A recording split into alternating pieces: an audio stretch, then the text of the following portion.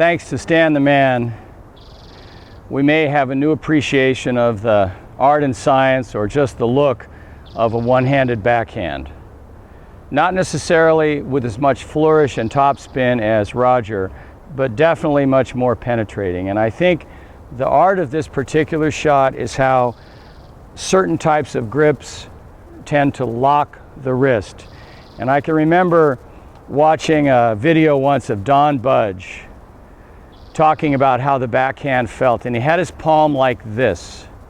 And as I know it, what that means is the wrist has more flex in this direction than it has in this direction. And if you watch very carefully when Stan hits it with his hand way behind the handle, the palm appears down at impact. And the further he goes behind that grip, the more in front he hits it. But he also has an underspin with more of a continental.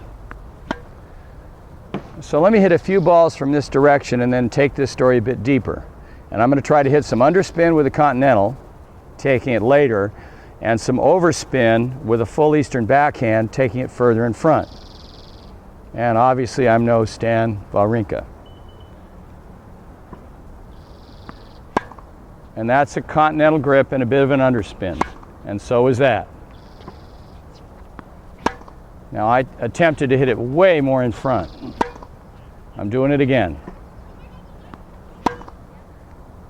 Let me cut it again. That's a later hit. That's more in front. It's working pretty good today. Maybe I should play somebody.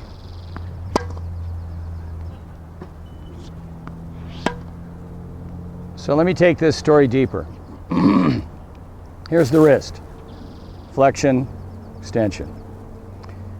With the palm down, the wrist does not give.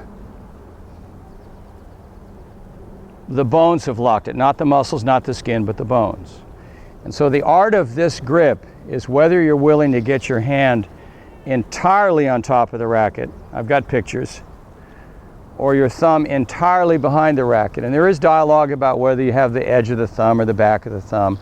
But the art is that with the stroke that he's hitting, the wrist is quiet and locked. And to me, it's not so much that his backhands only hit for winners, but that there is no defense in that shot. When he hit some underspin against Djokovic, he was keeping it in play. But when he was driving it, he was still keeping it in play, but it was very, very heavy. And I think for you, the fun is to start to work with different grips. But in my world, it was always about the drop hit. It was always about the drop hit. So that if you were trying to build any stroke with any grip, whenever the ball was in your hand, it was to take or in your pocket, was to take that ball out and practice drop hits. And practice drop hits. And I'd like to demonstrate that, and hopefully that plane didn't mess us up. So my first coach, Blackie Jones, used to recommend this. Man, oh man, and I guess I'm in this business and telling these stories to you because of all the stories he told me, so I'm the lucky one. I've got my hand totally on top of the racket, like I'm polishing a credenza, and the thumb's well back. So I've got to introduce the ball well out in front to hit this. Drop hit, Wawrinka grip backhand. Pretty good. Let me bring the ball back and put a little continental on it. Let me go further again. And remember, this is an 8-sided grip. And what that really means is that it lets you rotate your grip without looking to feel where you are. Wawrinka, continental, Eastern forehand. Embrace Stan Wawrinka. He's had incredibly close matches and losses to Djokovic at the US Open, at the Australian Open. Maybe twice at the Australian Open, but boy, 2 Grand Slam titles. Congratulations, Stan.